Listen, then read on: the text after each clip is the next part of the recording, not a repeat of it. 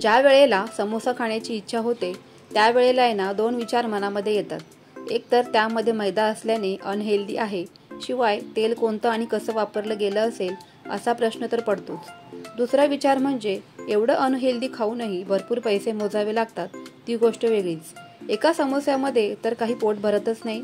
मग या सर्वांवर एकच सोल्युशन, अशा पद्धतीने कुरकुरीत असा समोसा कमीत कमी तेलामध्ये आणि गहू पिठापासून आज आपण बनवतोय.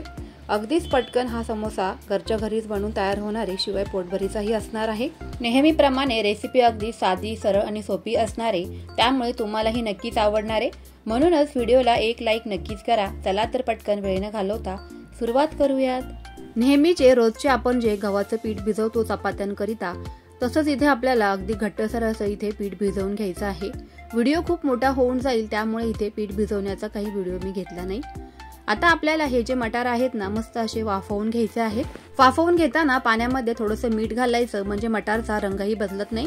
सध्या बाजारामध्ये अजूनही मटार हा भरपूर प्रमाणामध्ये उपलब्ध आहे. सर्वच पाणी या मटारचं निथळून घेतल्यानंतर एका बाउलमध्ये या पद्धतीने स्मॅशरने स्मॅश करून घ्यायचं आहे. मिक्सरला फिरवायचं नाही, नाहीतर मग याची खूप जास्त बारीक पेस्ट होऊन जाईल आणि असं आपल्याला नको आहे. चांगलं टेक्स्चर दिसावं म्हणून स्मॅश करून घ्यायचं आहे. उकडून इथे मी 3 बटाटे घेतले आहेत, ते सुद्धा स्मॅशरने स्मॅश करून घ्यायचे. मिक्सरमध्ये लसूण आणि मिरचीची इथे मी बारीक अशी पेस्ट केलेली आहे, तर ती पेस्ट या बटाट्याच्या मिश्रणामध्ये घालून घ्यायचंय. आवडीप्रमाणे तिखटचं प्रमाण कमी जास्त करू शकतात. आता यानंतर आपल्याला यामध्ये 1 ते 2 चमचे आमचूर पावडर घालायची आहे. आमचूर पावडरमुळे अगदी मस्त चव आपल्या या समोस्यांना किंवा आपण ज्या पदार्थ बनवणार आहोत त्यांना येऊन जाते. आता यामध्ये भाजलेली जिरा पावडर घालायची आहे 1 चमचा. इथे मी एकदमच जिरा पावडर ही करून ठेवलेली आहे, त्यामुळे पटकन सोपं होऊन जातं. त्यानंतर चवीपुरतं 1 ते 1.5 चमचा मीठ घालून घ्यायचं आहे. एक इथे बारीक कट केलेला कांदा घालायचा आहे. हे सर्वच मिश्रण चमच्याने मस्त असं मिसळून घ्यायचंय. आमचूर पावडरच्या ऐवजी तुम्ही इथे चाट मसाल्याचा वापर केला तरीही चालेल, पण दोघांपैकी कुठल्या तरी एका मसाल्याचा वापर नक्कीच करा, ज्यामुळे आपल्या समोस्यांना अगदी मस्त अशी चव येऊन जाणार आहे. मस्त असं चटपटीत चवीचं सारण आपलं इथे बनवून तयार झालेलं आहे. चला तर पुढची तयारी करूयात. पीठही आपलं छानपैकी भिजून तयार झालेलं आहे. हाताने थोडंसं तेल लावायचं, म्हणजे हाताला पीठ चिटकत नाही. अगदीच लहान लहान आकाराचे आपल्याला इथे एकसारखे गोळे बनवून घ्यायचे आहेत. अगोदरच 4 ते 5 इथे मी गोळे बनवून घेते, म्हणजे आपल्याला पुढची कृती करायला अतिशय सोपंच होऊन जाईल. असं केल्यामुळे आपला इथे भरपूर वेळही वाचणार आहे. कोरड्या गव्हाच्या पिठाचा इथे आपल्याला वापर करायचा आहे आणि अगदी पातळसर आपल्याला ही जी पुरी आहे ना ती लाटून घ्यायची आहे. शक्य तितके आपल्याला ही जे गोळा आहे पिठाचा, तर तो आपल्याला लहान आकारामध्ये घ्यायचा आहे, म्हणजे पातळ इथे आपल्याला ही पुरी बनवता येईल. जर का आपण जाड हे पुरी बनवली तर जे कोटिंग आहे समोशाचं तर ते खूप जाडसर होणार आहे. त्यामुळे इथे आपला जो समोसा बनणार आहे तो कुरकुरीत आणि क्रिस्पी बनणार नाही.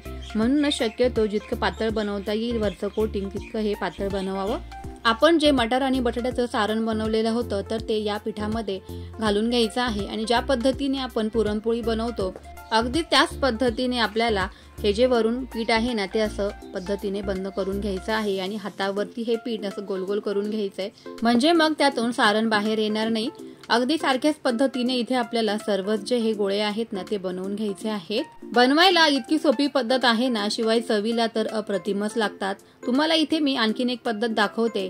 अशा पद्धतीने हातावर सुद्धा तुम्ही ह्या पिठाचं हे पोर्शन बनवून घेऊ शकता. पण काय होतं ना की हे हवं तितकं आपल्याला पातळ बनत नाही, म्हणूनच शक्यतो लाटूनच इथे बनवायचं आहे. पिठाच्या मध्यभागी अंगठ्याने खोलगट असा भाग आपल्याला करून घ्यायचा आहे आणि त्या खोलगट भागामध्ये हे सारण आपल्याला भरून घ्यायचं आहे या पद्धतीने. आणि पुन्हा आपल्याला ह्याचं जे वरचं कोटिंग आहे ते बंद करून घ्यायचं आहे, म्हणजे सारण बाहेर येणार नाही. आप्पे पात्रामध्ये आजचे आपण हे समोसे बनवणार आहोत, त्यामुळे तुमच्या आप्पे पात्राची साईज किती लहान किंवा मोठी आहे त्याप्रमाणे तुम्ही इथे हे पिठाचे गोळे बनवून घ्यायचे आहेत. सध्या बाजारामध्ये ना मटार खूप सारे भरपूर अवेलेबल आहेत, त्यामुळेच आहे ना मटारपासून आपण भरपूर अशा वेगवेगळ्या रेसिपीज बनवलेल्या आहेत. तुम्ही जर का पाहिलं नसतील तर आपल्या चॅनलवर जाऊन नक्की बघू शकता. खूपच सोप्या पद्धतीने आणि अगदी झटपट कशा रेसिपीज बनवता येतील ते मी अगदी समजावून सांगितलेले आहे. चला तर अगदी सेम पद्धतीने इथे मी सर्वच हे समोसे बनवूनच घेते. आप्पे पात्राला तेलाने या पद्धतीने ग्रीसिंग करून घ्यायचं आहे. तुमच्याकडे जर का या पद्धतीचं आप्पे पात्र नसेल तर तुम्ही आपण जे समोसे बनवलेले आहेत ना तर ते डीप फ्राय करून घेऊ शकतात अगदी स्लो गॅसवरती. आता हे जे आपण पिठाचे गोळे बनवलेले म्हणजे समोसे बनवलेले तर ते या आप्पे पात्रामध्ये या पद्धतीने ठेवून घ्यायचे आहेत। गॅसची फ्लेम सुरुवातीपासून अगदी स्लोच ठेवायची आहे, कुठेच गॅस वाढवायचा वगैरे नाही आणि 2-2 मिनिटांनी यांची जी बाजू आहे ना तर ती आपल्याला उलटपलट अशी करून घ्यायची आहे आणि सर्वच बाजूनी मस्त असं बदामी रंगावरती आपल्याला हे समोसे भाजून घ्यायचे आहेत। अगदीच मस्त क्रिस्पी आणि कुरकुरीत होऊस्तोपर्यंत आपल्याला हे समोसे या पद्धतीने भाजून घ्यायचे आहेत। तुम्ही आता बघू शकताय की मस्त असे आपले हे समोसे बनवून तयार झालेले आहेत। अगदीच क्रिस्पी आणि कुरकुरीत असे बनले गेलेले आहेत। रंग तर पहा, काही समोस्यांना मस्त असं आलेला आहे। या पद्धतीने तुम्ही हेल्दी वेनी अगदी हा मस्त समोसा घरच्या घरी पोटभर मुलांना बनवून देऊ शकता। शिवाय चव तर अप्रतिमच लागते। बाजारातून आता समोसे विकत आणण्यापेक्षा घरच्या घरी हे मस्त क्रिस्पी आणि कुरकुरी समोसे तुम्ही आता बनवू शकता। अगदी सोपी पद्धत आहे। एकसारख्या बदामी रंगावरती हे जे समोसे आहेत ना ते आपण मस्त असे भाजून घेतलेले आहेत आणि शिवाय कमीत कमी तेलाचा वापर आपण केलेला आहे। रेसिपी आवडली असेल तर व्हिडिओला नेहमीप्रमाणे एक लाईक नक्कीच करा। शिवाय तुमच्या फ्रेंड्स आणि फॅमिली सोबत जास्तीत जास्त रेसिपी शेअर नक्की करा, म्हणजे त्यांनाही असे छान छान व्हिडिओज पाहता येतील आणि रेसिपी सुद्धा बनवता येतील। चला तर फ्रेंड्स, पुन्हा भेटूया। तोपर्यंत always keep smiling and keep cooking. Bye.